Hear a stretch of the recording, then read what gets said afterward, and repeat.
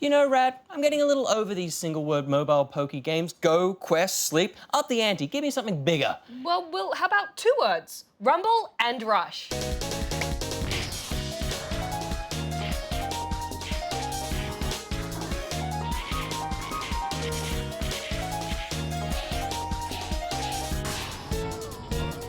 Pokémon Rumble Rush is yet another attempt at bringing the Pokémon world to our mobile devices.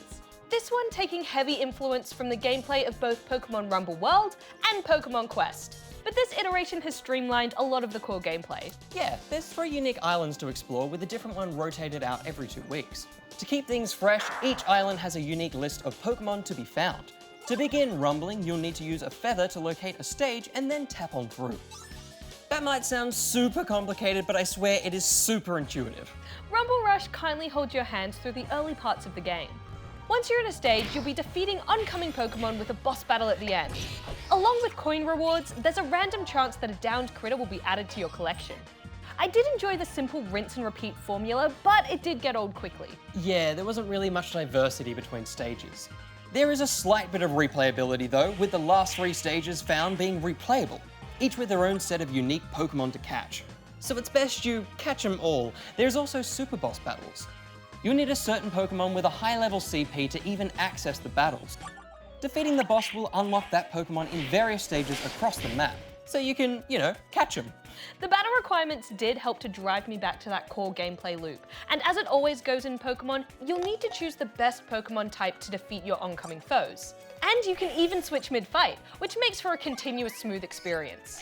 No Rattatar's gonna hold me back! Yeah, speaking of Rattatars, I didn't know what they were. I'm a Pokémon noob, so the slow drip of Pokémon kept me hooked.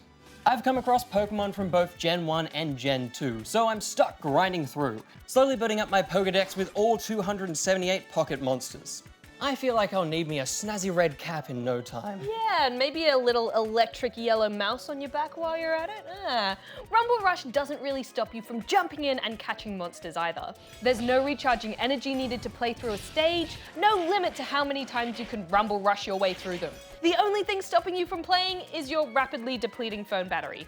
There is the option to turn down both the graphics and image speed, which certainly saw an improvement in battery life. Rumble Rush also offers an easy way to level up your Pokémon. Defeated bosses will often drop precious ore. These ores can be refined into power gears. These can range from basic upgrades to your Pokémon CP, speed, and HP, to summon gears which bring in a secondary Pokémon for a quick burst of damage. You can also upgrade gears to further increase their stat bonuses. So you'll need to keep on refining. I found it weird that you could only process 1 ore at a time despite having 3 slots. And if you have more than 3 cores, you can't get back into battle. You'll either need to force process what you've got going using a few gems, or delete some. Yeah, I wasn't the biggest fan of that. It kind of felt like it was making me backpedal a little bit. Give me an ore backpack, because those gems get really costly. Yeah, costly it can be. Of course, that's if you choose to speed up your progress, because as with most mobile titles, there is a store and there are microtransactions. You'll be able to buy crystals and gears, but thankfully here there's nothing too major or game-breaking. I've actually not felt the need to buy anything yet, except maybe a few more chances at the tournament mode. Yeah, they're quite stingy with those. Tournament mode is basically super hard boss battles. But at our current level, you only get 1 shot at it a day, so that massive fail screen hurts even more. One of the few additional features is locked away by a timer. Why? Well, while you're waiting for tournament mode, there are also adventurer stages, which you access by tapping on floating hot air balloons on the map. These are just more stages, but you'll be joined by the buddy Pokémon of a fellow adventurer. It's a slight change to the formula, but at the end of the day, it's more of the same really. So overall, what were your thoughts, Will? Well, as someone who's only dabbled in the world of the Pokémon, I love this. Simple but fun, rinse and repeat gameplay, fast load times that kick you back into the action on the go, and a rocking good soundtrack that totally never gets old.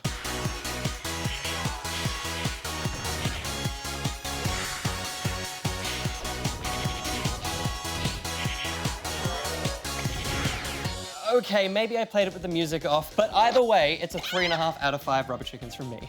I had a heap of fun with this too, but I just can't shake the feeling that I'm missing a bit more rumble from my daily rush.